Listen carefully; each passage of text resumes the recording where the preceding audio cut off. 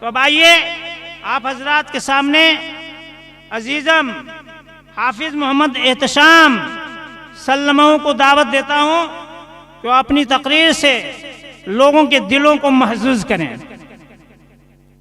मोहम्मद एहतशाम सल्लमहू। अस्सलामु अलैकुम वरहमतुल्लाहि वबरकातुहू। अल्हम्दुलिल्लाह अल्हम्दुलिल्लाहिल्लज़ी अल्लमल इंसाना मा लम यअलम वस्सलातु वस्सलामु अला मन ऊतिया जवामिअल कलम। अम्मा बाद, अऊज़ु बिल्लाहि मिनश शैतानिर रजीम।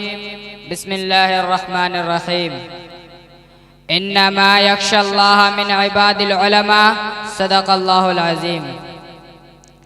जिन्हें मैं ढूंढता था आसमानों में ज़मीनों में, जिन्हें मैं ढूंढता था आसमानों में ज़मीनों में, वो निकले मेरे ज़ुल्मत खाने दिल के मकीनों में। जला सकती है शमा को कश्त मौज नफ्स उनको, जला सकती है शमा कश्त को मौज नफ्स उनको। इलाही क्या छुपा होता है अहले इश्क के सीनों में। ना पूछ इन खिरका पोशों की इरादत हो तो देख इनको, यदे बैज़ा लिए बैठे हैं अपने आस्तीनों में। काबिल कदर सामईन कराम और मेहमानान इज़ाम, आज मैं उन याराने बासफ़ा शहीदान इश्क व वफ़ा वारिसान बिलाल और उशाक़ नबी के तज़किरे की सआदत हासिल कर रहा हूँ, जिनका क़ल्ब व जिगर नबी की आज़मत से मामूर था, जिनका दिल इश्क नबी से शर्सार था, जिनके चेहरे पर अज़्म व इस्तक़लाल की किरणें जलवा फगन थी, जिन्होंने अहले जहाँ को इश्क नबी का दर्स दिया, सिनफ़ इंसानी को मोहब्बत का पैगाम सुनाया, जिन्होंने उम्मत को नबी से प्यार करना सिखाया, इश्क नबी का तरीका बताया, मोहब्बत नबी का रास्ता दिखाया, जिनको दुनिया उलमाए देवबंद कहती है। लेकिन मेरे अजीज दोस्तों, मैं हैरानियत के समंदर में गर्क सरगर्दा और परेशान होके इस कलील वक्त में ऐसे अजीम शान वसी व बसीत मौजू पर किस तरह लबकुशाई कर सकूं, जिसका गैरों ने भी खुले अल्फाज में एतराफ़ किया है। उनके किन किन गोशों को नौके ज़ुबां पर लाऊं, उनके किन किन खूबियों को बयान करूं, उनके किन किन खुसूसियात को नज़रअंदाज करूं, उनके इश्क नबी के वाक़यात का सैर कराऊं या उनके मुजाहिदाना किरदार की रुदात सुनाऊं। इश्क नबी से शर्सार मौलाना कासिम नानोतवी रहमतुल्लाह अलैह के सफ़र हज की मंजर कशी करूं या रोज़े अत्हर पर मौलाना हुसैन अहमद मदनी रहमतुल्लाह अलैह के दर्स हदीस की झलक दिखाऊं। इश्क नबी से बेताब मौलाना गंगोही रहमतुल्लाह अलैह का दिल का तज़किरा करूं या जंग आज़ादी के मौके पर उलमाए देवबंद के इश्क नबी की तारीख बताऊं। क्या क्या बताऊं और कहां तक बता सकता हूं। खुदारा जाओ, अगर तुमसे हो सके तो मक्के की गलियों से पूछो, मदीने के रेगिस्तानों से पूछो, बालाकोट के पहाड़ियों से पूछो, माल्टा के कैद खानों से पूछो। ये सब तुम्हें उलमाए देवबंद के इश्क नबी के नगमे सुनाएंगे, जिन्होंने इश्क नबी के खातिर अपनी जान जाने आफरी के हवाले कर दी। हक तो ये है कि अगर सरजमीन देवबंद पर उलमाए देवबंद की शक्ल में एहसान खुदावन न होते तो इश्क नबी का तरीका मालूम न होता, मोहब्बत नबी का वजूद न होता। अगर उलमाए देवबंद न होते तो हमें नबी से प्यार करना न आता, अगर उलमाए देवबंद न होते तो हमें नबी को अपने सीने में बसाना न आता।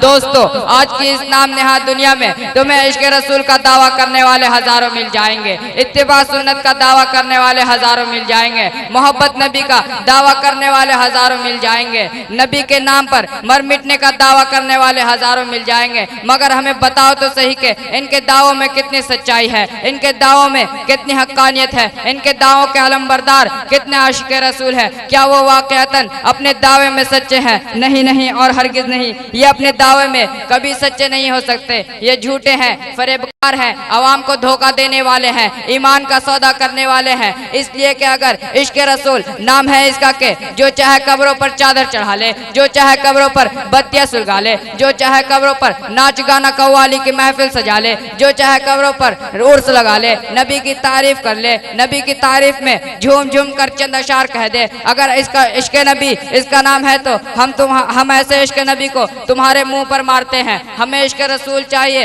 हज्जतुल इस्लाम हजरत मौलाना कासिम नानोतवी रहमतुल्लाह रहमतुल्लाह अलैह की तरह हमें इश्क रसूल चाहिए। कुतुब आलम हज़रत मौलाना रशीद अहमद गंगोही रहमतुल्लाह अलैह की तरह हमें इश्क रसूल चाहिए। बानी तबलीगी जमात हज़रत मौलाना इलियास कांधलवी रहमतुल्लाह अलैह की तरह हमें इश्क रसूल चाहिए। हकीमुल उम्मत हज़रत मौलाना अशरफ अली थानवी रहमतुल्लाह अलैह की तरह अल्लाह ताला इन सब की कब्रों पर सैकड़ों रहमतें नाजिल करे। व आखिरु दावाना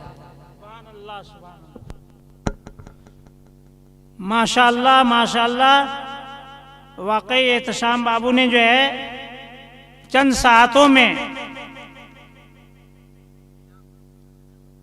तकरीर से दिलों को अश कर दिया और बहुत सारी ऐसी बातें भी बता दी जो हमें करना नहीं चाहिए। दोस्तों, यही मदरसा का एजाज़ है कि मदरसा जामिया असदिया, जिसके नाजिम हज़रत मौलाना हाफिज कारी असद रशीदी यहाँ आए 5 साल कबल। तो मैंने जब मीटिंग हुआ तो उस मीटिंग में साफ साफ कहा कि इनको काम करने का मौका दीजिए और हत्तुल इम्कान कोशिश कीजिए कि हमसे इनकी मदद हो जाए। इनके दिल को तकलीफ पहुंचाने का काम आप मत करें। और इस 5 साल के अरसा में 5 हुफ़ाज़ कराम की दस्तार बंदी होने वाली है। दोस्तों, ये मदरसा जो है दीन का पावर हाउस है। अगर इससे कनेक्शन कट गया अगर, तो हम कहीं के नहीं रहे।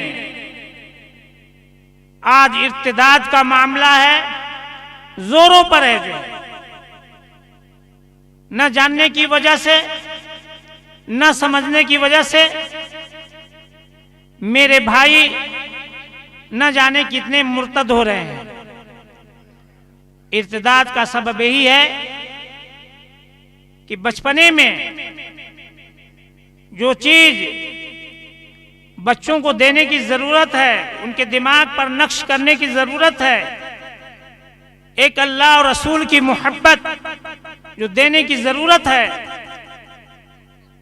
इन बचपने में अगर हम दे दिया तो यकीनन जो है वह पुख्ता होकर एक बड़ा पौधा, तनावर पौधा बनेगा और जिस पर किसी का असर नहीं होगा।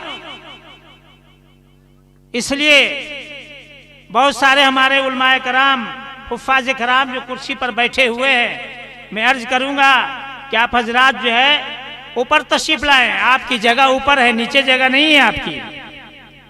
आप अल्लाह के मेहमान रसूल हैं, अल्लाह ने नवाजा है आपको, इसलिए आप ऊपर तशरीफ ले आए।